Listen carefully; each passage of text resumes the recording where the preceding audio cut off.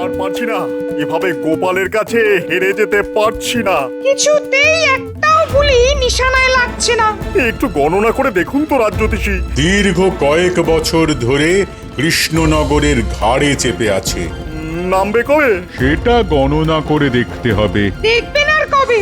সবার হাড়ে দুব্বো ঘাস গজিয়ে গেলে একটা প্রামাণিকের বেটা রাজসভায় আমাদের সাথে এক আসনে থাকে বলতে কইতে লজ্জা।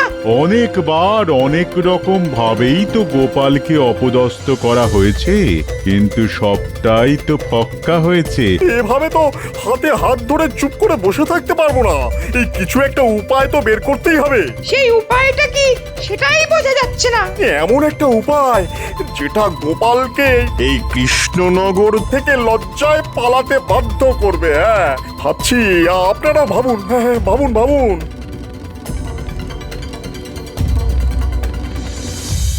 উজির, মহারাজ কৃষ্ণচন্দ্র অনেকগুলো চিঠি পাঠিয়েছিল। হ্যাঁ হ্যাঁ জাহাপনা, অনুদানের জন্য আবেদন করেছিল। হ্যাঁ, গত বছর খরাতে কৃষ্ণনগর খুব ক্ষতিগ্রস্ত হয়েছিল। কৃষ্ণচন্দ্রকে এত্তেলা পাঠাও, আমি কৃষ্ণনগরে গিয়ে দুদিন থাকবো, আর ওখানে বসেই আমি অনুদানের অর্থ প্রদান করব। জো হুকুম জাহাপনা, আমি এখনই খবর পাঠাচ্ছি।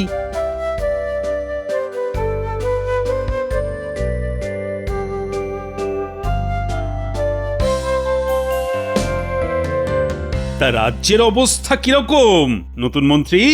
আগে মহারাজ, ওই যথাপূর্বং তথা পরম। মানেটা কি? আহা, একটু খোলসা করে বলো দেখি। মহারাজ, পূর্বে যা ছিল এখনো তাই আছে। তা পূর্বে কি ছিল আর এখন কি আছে সেটাই ঠিক করে বলতে বলেছি, সহজ কথায় বলো। মহারাজ, নতুন মন্ত্রী বোধহয় হেঁয়ালি ছাড়া কথা বলতে পারেন না। আসলে হেয়ালি বুঝতে গেলে যে আভিজাত্য লাগে সেটা তোমার মধ্যে যে একদমই নেই গোপাল।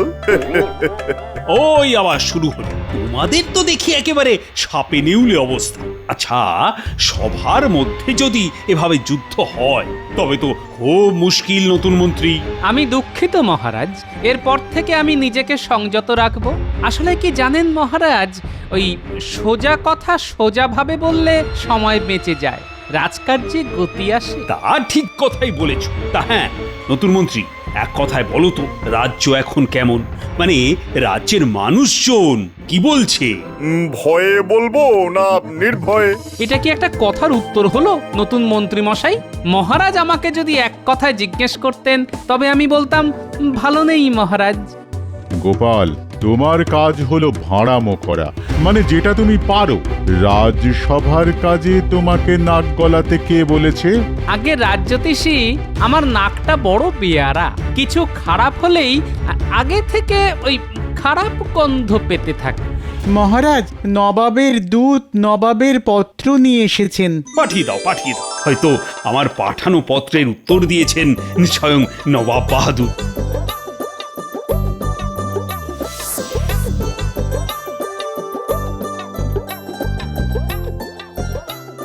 মহারাজের জয় হোক। বলো বলো, কি সংবাদ? এই নিন নবাব বাহাদুরের ইত্তেলা।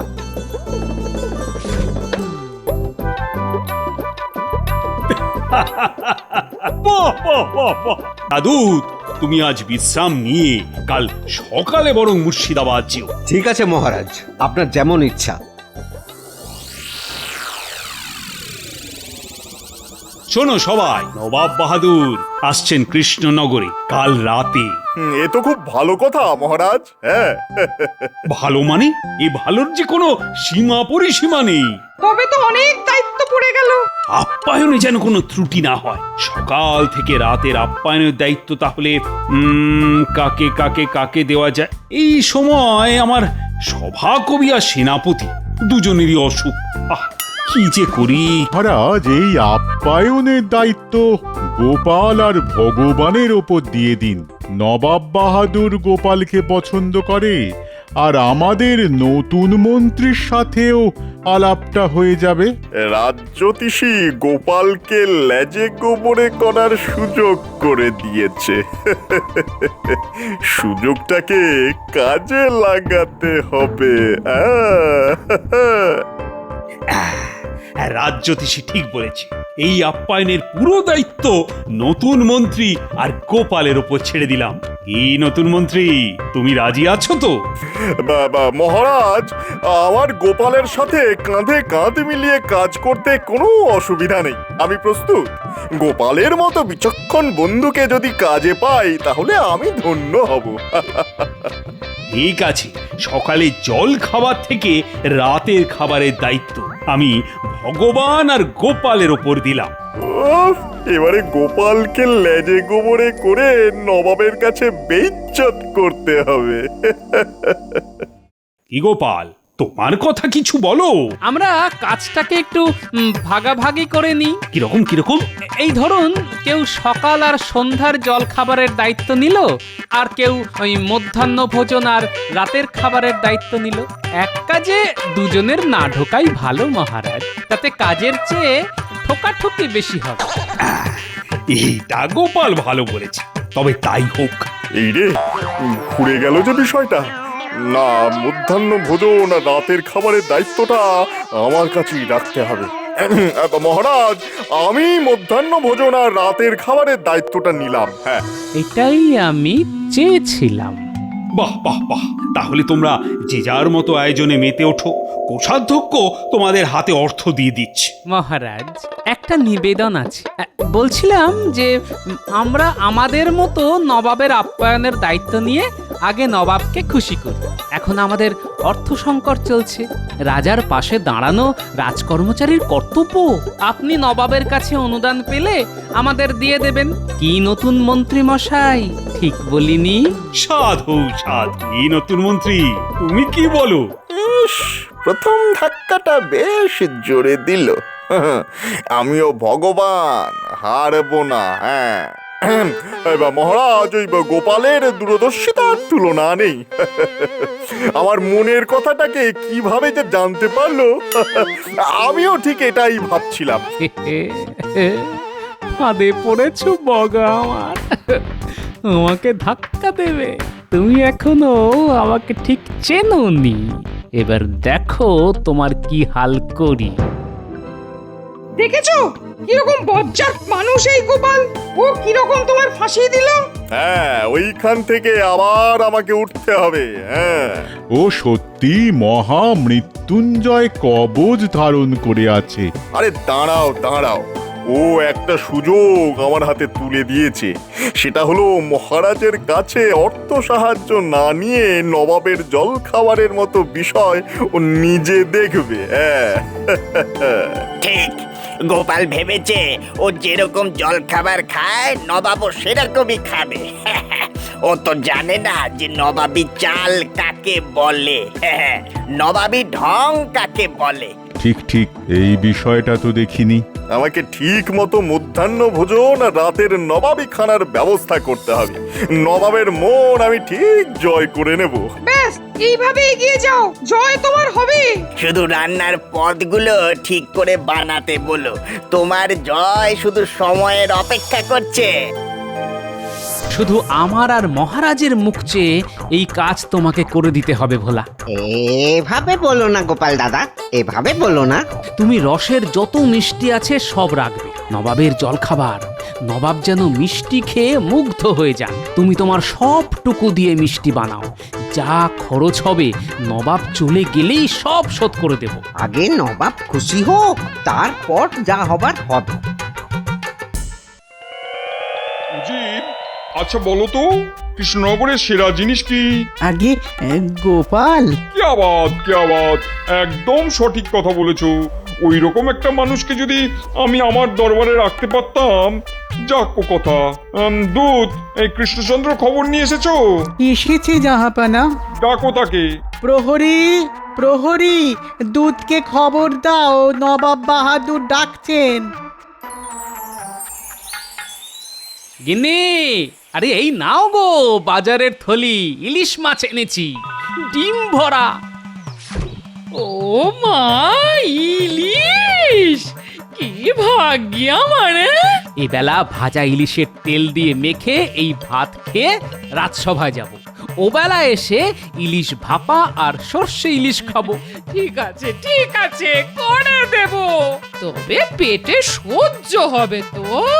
কেন কেন এই কথা বলছো কেন? না মানে মেঘে মেঘে যে বেলা হচ্ছে সে খবর আছে গো, এখন একটু জিভে লাগাম দাও। হ্যাঁ ওই ওই ওই বয়সের খোঁটা দিচ্ছ তো।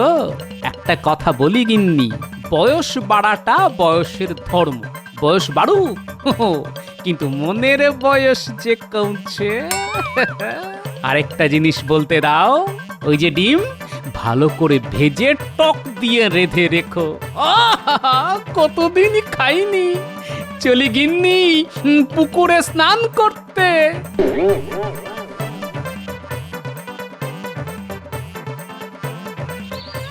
এই আয়োজন সম্পূর্ণ নতুন মন্ত্রী। বর্ধমান থেকে খুব ভালো পাচক এনেছি, আমার বাড়িতেই রান্না হবে। হ্যাঁ, গোপালকে টেক্কা দিতে হবে কিন্তু। গোপাল আমার কাছে হেরে গেছে। ও কি জলখাবার খাওয়াবে কে জানে।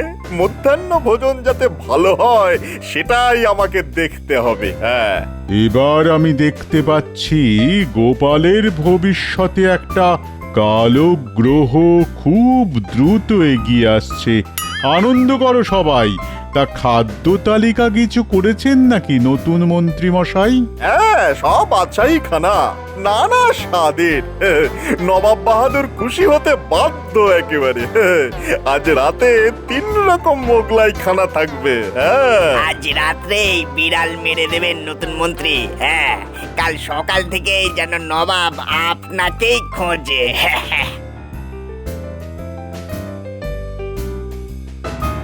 কি হে নতুন মন্ত্রী, আজ রাতের আয়োজন সব ঠিক আছে তো? ভগবানে ভরসা রাখুন মহারাজ। ভগবানে অচলা বিশ্বাস আছে আমাদের। শুনে ভালো লাগলো মহারাজ। এ ভগবান ওপরে থাকেন, সবার ভগবান। আমি ওই ভগবানের কথা বলেছি। দারুণ বলেছো গোপাল। তবে আমাদের নতুন মন্ত্রীও কিন্তু খুব কাজের, কি বলো? হ্যাঁ হ্যাঁ হ্যাঁ, খুব কাজের। তবে আমি ওনার কাজের বিচার করার কে? বিচার করবে প্রজারা। দাঁড়াও গোপাল, নবাবের কাছে তোমাকে আমি ছোট করে এই কৃষ্ণনগর ছাড়া যদি না করি তো আমার নাম ভগবান নয়। হ্যাঁ,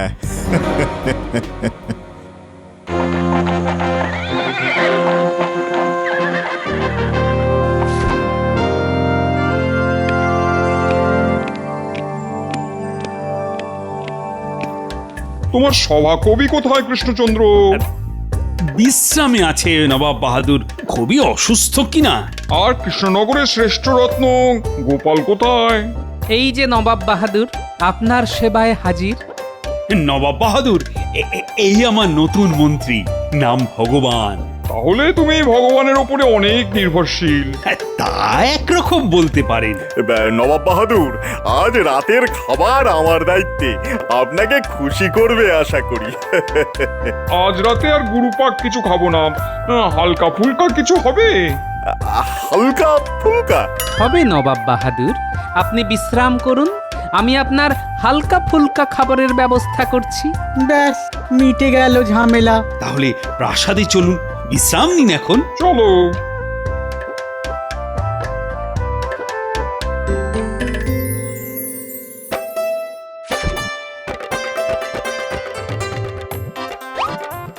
এই নিন নবাব বাহাদুর।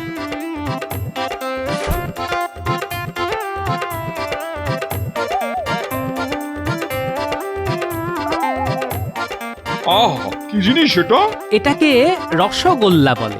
মুখে দিচ্ছি আর মিলিয়ে যাচ্ছে। রাতে আর কিছু খাবার রুচবে না কৃষ্ণচন্দ্র, মুখেই অমৃতর স্বাদ নিয়েই সুখ নিদ্রায় যাব। যা পাওয়া, তাহলে আমার অত আয়োজনের কি হবে? নবাব বাহাদুর, রাতে মুরগ মুসাল্লাম আছে, দো পেঁয়াজা আছে। হ্যাঁ, ও তো রোজই খাই। না না না না, আজ এই রসগোল্লার পর আর কিছু খেতে ভালো লাগছে না। আমাদের পেটও ভর্তি, মনও তৃপ্ত, এবার ঘুম আসছে। আপনাদের ঘর প্রস্তুত। নতুন মন্ত্রী, নবাব বাহাদুর আর উজিরের ঘরটা দেখিয়ে দাও। চলুন।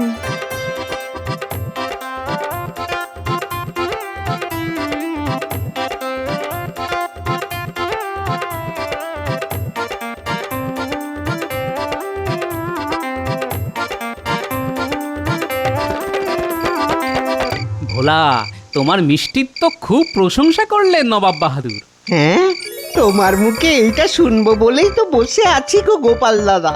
কাল ওই ছানা বড়া, মনোহরা আর ওই হিগের কচুরি আছে, আর ওই এই কালো জিরে দিয়ে হালকা ডাল, তারপর সরভাজা আর রসগোল্লা। সব লিখে রাখো ভোলা। এইসব নিয়ে তুমি কিচ্ছুটি ভেবো না গোপাল দাদা, কিচ্ছুটি ভেবো না। তুমি নবাব বাহাদুরকে খুশি করো, ব্যাস দেশ বাঁচলে তো আমরাও বাঁচবো। ঠিক আছে, কাল সকালে গরুর গাড়ি পাঠিয়ে দেব, সাবধানে জিনিসগুলো পাঠাবে, কেমন? তুমি নিশ্চিন্তে যাও গোপাল দাদা। চলি ভোলা।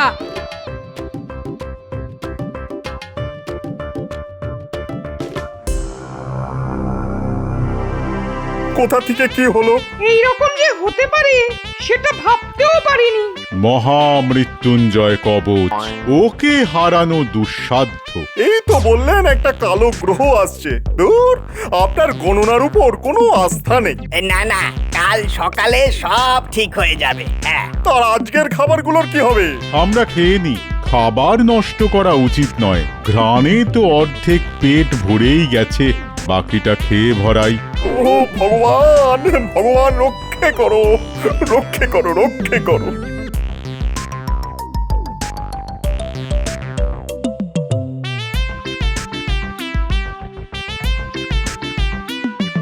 গিন্নি, একেই বলে কামারের এক ঘা। একটা সুযোগ পেয়েছি, মেরে দিয়েছি। নবাব খুশি, নবাব খুশি মানে মহারাজ খুশি, মহারাজ খুশি মানে সারা দেশ খুশি। যে নবাব বাহাদুর খুশি হলেন, তিনি তোমাকে কিছু পুরস্কার দেবেন না? এই দেখো গিন্নি, আমি ভোলা ময়রার ধার শোধ করে ওকে কিছু উপরি দিতে পারলে খুশি হব, ব্যাস। এবার কাল সকালে নবাব বাহাদুরকে এমন জল খাবার খাওয়াবো, মধ্যাহ্ন ভোজনের কথা ভুলেই যাবেন।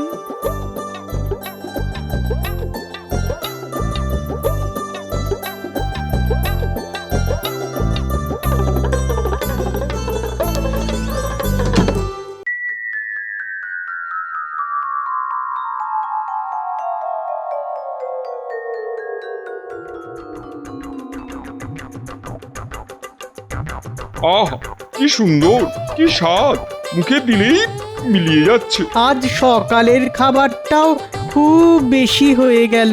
যা বলেছো উজির। এখনো শেষ হয়নি, রসগোল্লা আছে। রসগোল্লা? তাহলে এটা কি? এটা মনোহরা। কত মিষ্টি আছে, তবে রসগোল্লার তুলনা নেই। একটু শুধরে নি, কৃষ্ণনগরের ভোলা ময়রার রসগোল্লার তুলনা নেই।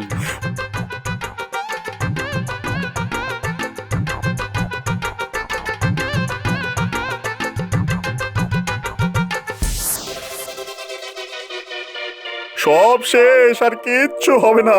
আমার ভুলে আমি হারলাম। ও আমাকে জল খাবারই মেরে দিল। নষ্ট হবে কেন, আমরা তো আছি। ভগবান, ভগবান। গোপাল, তুমি তো নবাবকে একেবারে তোমার ঝোলায় পুরে নিয়েছো। শোনো সবাই, নবাব বাহাদুর আমার আর্জি মেনে নিয়েছেন, উনি অনুদান দিয়ে দিয়েছেন। রাজকোষ এখন পূর্ণ, আর পুনর্বাসন দিয়ে দেব চাষিদের। গোপাল, তোমার জল খাবারের জন্য ভোলার কাছে যা যা ধার আছে তা মিটিয়ে দাও। কোষাধ্যক্ষ, বলুন মহারাজ, বলুন। তুমি গোপালের হাতে 500 স্বর্ণ মুদ্রা দিয়ে দাও। মহারাজ, রাজকোষের অর্থ রাজকোষেই থাকুক। নবাব বাহাদুর যদি খুশি হয়ে কিছু দেন, সেখান থেকে আমি ভোলার ধার মিটিয়ে দেব। কি কুছুটে বুদ্ধি, আবার মারলো। খুব শিক্ষা হলো আবার।